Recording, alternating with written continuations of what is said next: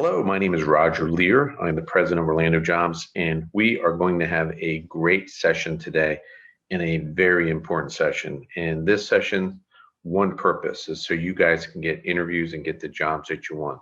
It's optimizing your resume. It's incredibly important that you understand how this is done and why this is done. And if you do, you're going to get many more interviews, and even better yet, you're going to be able to get not just a job, but also a job that you kind of want, because you deserve it. You deserve better jobs.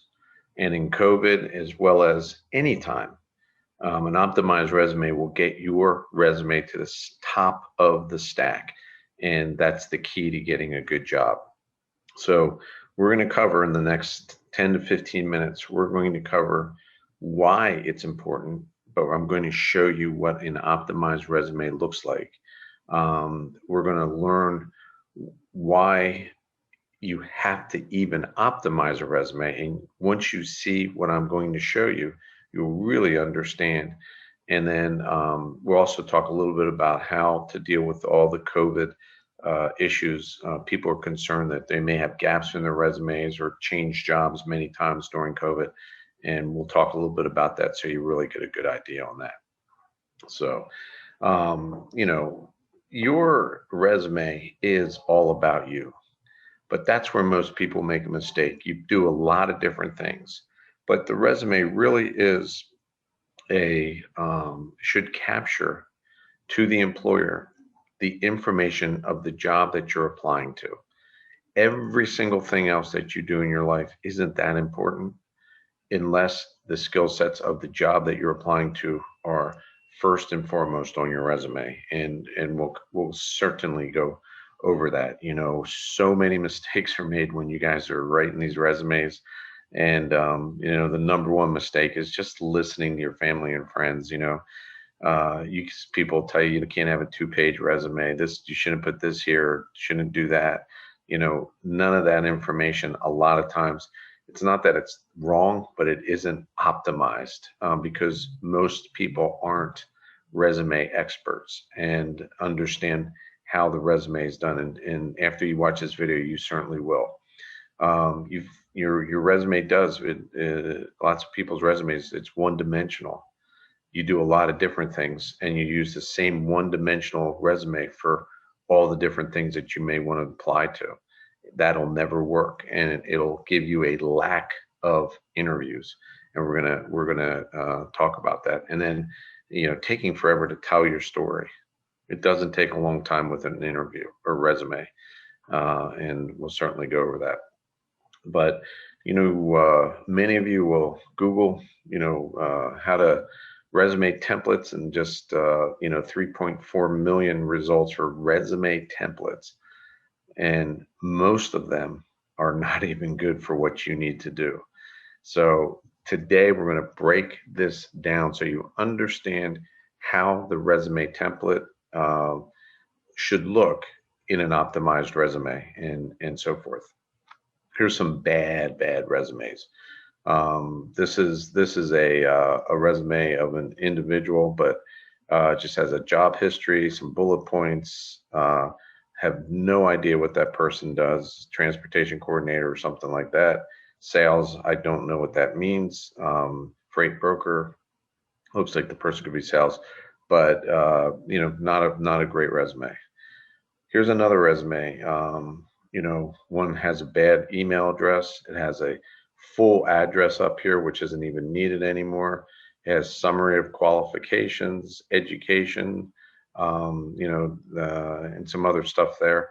Again, probably not a bad resume, but what does this person do? If you're applying to a job, can you tell me what this person does in 2 seconds? Spelling, format. Here's a resume of a bartender. And even if you're a bartender, look at this resume. Hilton spelled incorrectly. The resume is just poorly formatted. It looks like it was written in 2 seconds. But if you look at their background, they have 2008 to 2019 bartending experience. I believe that we could make this resume really come to life so that if this person ever did apply to a bartending job or some sort of hospitality job, they would be very, very well received and also get the interview, but not with this resume with the bad spelling and things like that. A lot of you build these resumes with all kinds of pictures and formatting and things like that. And while that's okay, it looks okay. What it does is it throws off an HR person. They're still going to be looking for what can you do for me to the job that you just applied to. And by lighting up and making your resume look like a picture, it's not is as good. Less is more in the resume world, and especially when the robots try to read this thing too, we want to feed them the right way. We'll talk about that. A lot of people, using cool words, create a successful track record, persistence, determination, leadership, ability, skills, environments, goal-oriented. All those things are great, but most of you that are working out there already have all those things. That shouldn't be the highlight of your resume. Your resume should be the skills that you bring to the table for the job that you're applying to. And I still, to this day, cannot understand what this person does in 3 seconds. And when I show you what I'm talking about, you'll really understand that. Here's another resume. It's just all kinds of stuff. Now, this is, again, another great background, but you don't have to use different colors and different formats and bullet points and highlights and all this other stuff. It's just too much. It doesn't look clean. And again, I don't know exactly what you do. You look like a game designer, but what is it that you do? You have areas of expertise and you have customer service. If you're a game designer, how do you do customer service? Are you talking to customers? This type of thing. All of those things in that area of expertise, that could be one job. So this person might have 15 different opportunities for 15 types of jobs that they can do. I don't, and that's where resume fillers go bad. But think about it this way: a human will look, when you submit your resume, a human will look at it for 6 seconds, and a robot will look at it for a nanosecond. You have a better chance with a robot of your resume getting selected than you do by a human. Especially if you have the keywords correct, at least in your resume. If you format and optimize your resume, guess what's going to happen? Just the opposite. When that human or that computer sees it, you're going to feed them the exact terminology that they want to hear. And you're saying to yourself, well, how do you do that? That's what we're going to learn. So in a 2020 optimized resume, and it's a clear title, it's core competencies, and then it's examples of your greatness. Clear title, core competencies. Here's how we start out. First of all, the job that you're applying to is the final exam to the position of what your resume should be. It has all the answers. So if you go through, this is Cardona Adventures. If you go through, all the things that are highlighted are skill sets needed to do this administration, sales support, booking, documents verification position. If you're this person and you have those keywords in your background and you can do those types of things, filings, mailings, administrative, process vendor payments, bookkeeping, sales support, administration, you're going to be a good candidate for this job. So this is why your resume needs to be optimized. And you look at all those keywords, you write them down, and those are the keywords that go into your resume, as well as you create a title for your resume.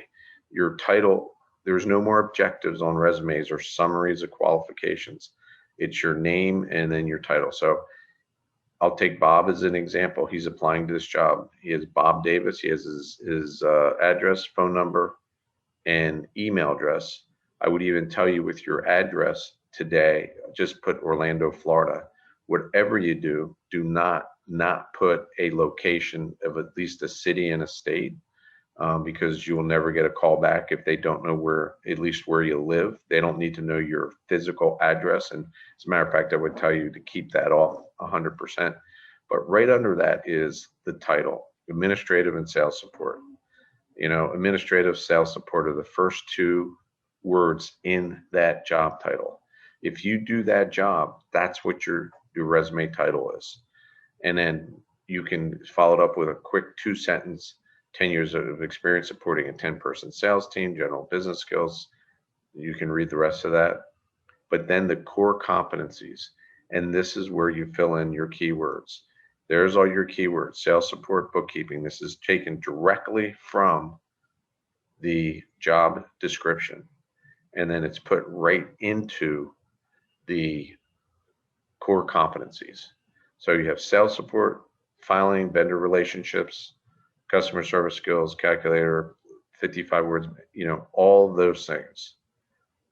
Immediately, anybody looking at this resume will know that you're an administrative sales support professional and you have the skill sets that are in that job description. They really don't even have to read much more, but then their career progression is what's going to validate that part of the resume. And this person was at Bonbon Travel, and and they had a sales support specialist. And at Bonbon, if your title's administrative something or other, or it's completely different than what the title of this job is, there's nothing wrong with changing the title of where you're currently at to the title of the job that you're applying to in your job, in your career progression. And people say, well, isn't that not telling truth? No, the problem is there's about 45 different titles for this exact same job. To make sure that they know that you do this job already, as long as you do that, if you have the skill sets, doesn't matter what the title of the job is. It just doesn't matter. The skill sets matter, not the job title. And a lot of people get thrown off by that and don't really understand what that means. But a sales support specialist is a great title, and then you follow it up with what you do and all the contributions that you made to your company that affected the bottom line. Anytime you're in a sales support position, or administrative position, what did you do to affect the company's effectivity? You can see from this resume how well done this is. And this is really where we want to get your resume today as we go through this process. Can you see what this person does in 3 seconds? What does this person do? And of course, you can see right away, it's an executive assistant. And again, name, city, state, phone, email, executive assistant, experienced senior level person, core competencies include, and this is for an executive assistant for a board position, and all the core competencies line up to that. If you notice in those core competencies, there is no such thing as hard worker or work well under deadlines or any of that stuff. It's skill sets, event planning, stakeholder reporting, board meeting administration, meeting logistics, project management, vendor relations. So many resumes that we see are just filled with words that mean nothing. These words that are in the core competencies come directly from where? From the job order the job that you're applying to. And that's why for a lot of you, you may have to change your resume a little bit every time you send it out, so you can line up your resume optimization with the job that you're applying to. Very, very important. And then the career progression. Susan chose to do hers in more of a paragraph career progression, but if you read through there, you'll see everything she talks about backs up her core competencies. How's your resume look? Is your resume formatted like this? Is your resume formatted so I can tell that Bob's an administrative sales support person in 2 seconds and Susan's an executive assistant? If I have a job for an executive assistant and I get Susan's resume, I can go executive assistant. What does your resume say? Who are you? And that's where your resume needs to get, and it needs to be backed up with the core competencies. So let's do a resume makeover. I think that'll be really good, and this is an extreme one too. So this is a good example. So this is Sandra Gills, and Sandra's from Atlanta, and I worked with her a while back, and she's a wonderful human being, just like all of you guys are. But her resume, she was worked with the American Cancer Society since September of 2000, and she got laid off last year, and she was having a terrible time trying to find a job and even get an interview. And when you look at her resume, what are the things that pop up? Well, all the things we just talked about. I have no idea what she does for a living. She has no title. She has a career objective that, is a challenging, highly motivated, analytical, problem solver, customer service, communications, all those filler words that mean absolutely nothing to a robot or to a hiring manager at the top of a resume. You know, the top of the resume is reserved for the keywords and, hey, I can do this job. And then with the American Cancer Society, she's had a wonderful track record of progression, but sometimes that's very hard to do because she's been in supply chain, she's been in youth programs, she's been in training, and now she's a senior IT business person. And don't even know what that means either, because that's what they called it at the American Cancer Society. So what we did was I identified where she wanted to continue her career, and it was in the IT business piece of it. So we went out, we looked around. Here's the rest of her resume too: education, a bunch of other stuff that's on there. And if you look down at the computer skills and systems, there's some pretty cool um, keywords in there as well. But we knew we needed to change things because there was just too many wasted time and words in there, and that's what we chose to do. So went out and we found this job for a program IT project manager for Kennesaw State University out of Atlanta, Georgia. And again, you go through this job description and you highlight the key words that are needed, the skill sets that are needed to get the job. And when you go through there, you can see, I'm not going to go through each of it, but managing large IT projects, project management, agile, bachelor's degree, problem solving, Microsoft Office Suite, team dynamics. You can go through and you can see all these keywords that are in there. You find the X. What are the things in that job description that you have that this job needs, that needs to be highlighted on your resume? And that's what we did. We went through all that stuff. So when we were remaking a resume, and I would tell you, Calibri font 11 is usually the one. I mean, I've seen resumes in bold and italics and color and this and underlined and all this other stuff. Your resume should all be the same type, except for maybe your name and so forth can be a little bit larger. The top third of that resume is super important. Those keywords are king, as your experience is your keywords. So what we did was we redid her resume, and it's a Picasso. And if you look now, it's Sandra Gills, Atlanta, Georgia, email address, IT project program manager. That's the title of the position that we were created this resume for. Very two or three sentences about what she does for the project management piece of that job. And then all these keywords here, these core competencies, every single one of these is in that job description. Immediately her resume goes from not being good to being unbelievably great. Same exact person, same exact skill sets, rearranged completely differently, but very simple. If I folded this resume in half and just handed it to you, you could tell me what she does, and you may not know anything about IT. I don't know that much about it. So, but I know enough that because I have the final exam, which is the job description. Anyway, you look at the career progression, you go down, you see American Cancer Society, and then senior consultant IT, business relationship management. It's exactly what the job title is for that job description. And then again, all the information is that is in this resume is in that job description, but she makes her background and her skill sets come to life. You know, the one thing that you have to have is you have to have some of the experiences necessary to get the job. You don't have to have 100% of every job description. You have to have about 80%. If you find yourself making things up or you don't have it, don't bother applying to the job. You're not going to get it anyway. You know, specialize yourself in finding the jobs where the skill sets that are needed you already have.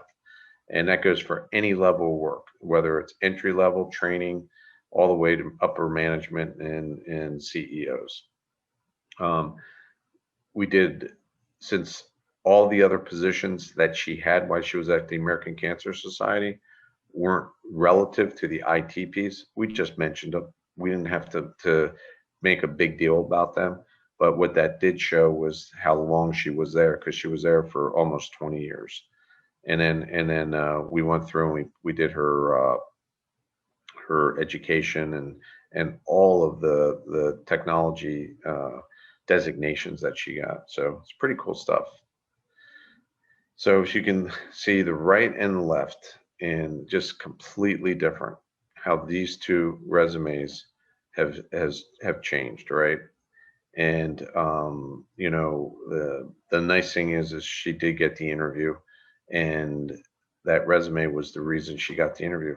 And there's no question about it. 0.0 question about it. And it's really good stuff. So I'm hoping that helps you, because that's gives you an idea of showing you three resumes. They're all at different levels too. An administrative person, a sales assistant, and now an IT project manager and or program manager. And all three of them have the same thing: name, address, city, state, um, email address, phone, even though Sandra didn't put her phone on here, IT program manager, title of what you do, and the rest is history, core competencies. So, um, and if you you know, need help with your resume and getting and bringing your resume to life, uh, if you use Microsoft Word, the latest edition of it, what it does is when you're creating a resume, they have under review a resume tool that will work with LinkedIn and start helping you with a resume assistant pull up information from millions of resumes to help you kind of write your resume. And this is a very nice tool for those of you that want to, you know, that have the experience but not sure how to write it. You can find other people just like you and see how they wrote it and see if it makes sense. But just keep in mind with all that, it all has to do with the job description of what your job you're applying to. Of, hey, is it matching? Is what I'm writing in going to match what the company that I'm going to work for need? And those two things are super important. Um, the things that drive me crazy, and also employers, there's no address. You know, you leave out your address. You got to put at least a city and state in there. People that highlight things that they do on a resume. You don't need the word cell phone or email next to a phone number or an email address. Everybody knows that those things are there. Um, is a two-page resume okay? Everyone tells me it has to be on one. That drives me insane. A two-page resume is 100% fine. A three-page resume is 100% fine. The problem is, a lot of times, if you're getting into 3 pages, the relevant experience, skill sets to the job that you're applying to, a lot of your information on the other pages may not be relevant to that job, and that's why you can shorten those those things in your life on a resume with no problem. Never put your references on a resume. And when you save your resume and you send it anywhere, save it. So many people just put resume file or something like that as their file name, but it should be your name, what you do, your resume, and the year of your resume. And it is not cool to add a picture to your resume yet. Believe it or not, that's not a cool thing. And if you do add it, it throws a little curveball at the company. But like for instance, I'll say it a million times. If you're on LinkedIn though, and you don't have a picture, then you're weird, right? So it's just a complete opposite. Who knows? But that's the way it is. But those are some of the things that drive me completely insane. I know we aren't, well, actually, we're starting to get back. There's no one wearing masks in this picture because this is pre-COVID in groups, but the picture here just demonstrates what a resume is all about because every single human in this picture here does something, but it really doesn't matter unless I can figure it out through a keyword because keywords are everything. What you do for a living is a keyword. We're not humans, we're keywords. And if you keep that in the back of your mind when you're writing your resume and you're writing it to the job that you're applying to, that'll make a lot of sense. To bring that point even full circle, Career Crossroads does a fake candidate to the Fortune 500 companies. And if you notice, this is Frankenstein. And what they do is they just load it up with keywords, but it's a fake candidate. And even at the bottom, it'll tell them, hey, this is a mystery job seeker. If you want to know why we created this resume, let us know. Congratulations. If you read this far on the resume, most recruiters haven't, right? But if you go through this resume, you'll find really funny uh, things in this resume alongside of the keywords. But this is what happened, sent to the Fortune 500 companies. And this is what happened. Received 238 responses. 18 companies requested an interview of a fake candidate. 2 companies noticed it was fake.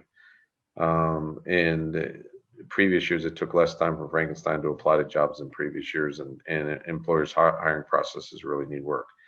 Now, it's 2020, and what we really are saying in the recruiting industry is the applicant tracking systems as well as humans need to be kicked in the head with keywords to the jobs that you're applying to. And if that example there doesn't show that all the way, I have no idea whatever will. But you can fake your way to an interview, but you'll fall flat on your face.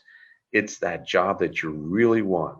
You say, wow, here's a great job at XYZ company. If you can format your resume to that job, at least, and optimize it, at least you'll get to the interview stage. A resume is your license to an interview. That's it. That's all it is. It's not a legally binding document, but most of you don't spend the time to bring your resume to life with the skill sets from the job description that you are applying to. That's why applying to less jobs and being optimized, you'll be 10 times, get a job 10 times faster than just hitting the Indeed easy apply button 100 times with the same information. And I'm not kidding you when I tell you that. So I want to talk, and there's my contact information, but I also want to talk just briefly about COVID-19. And I understand that so many people are worried about how their resume gaps will look and things like that. All I want you to know, don't even worry about it. Employers have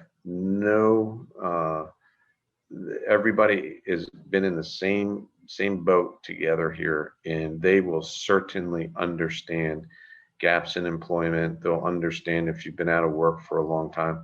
We have a hospitality industry in Central Florida here where over 200,000 people are still looking for jobs and so forth.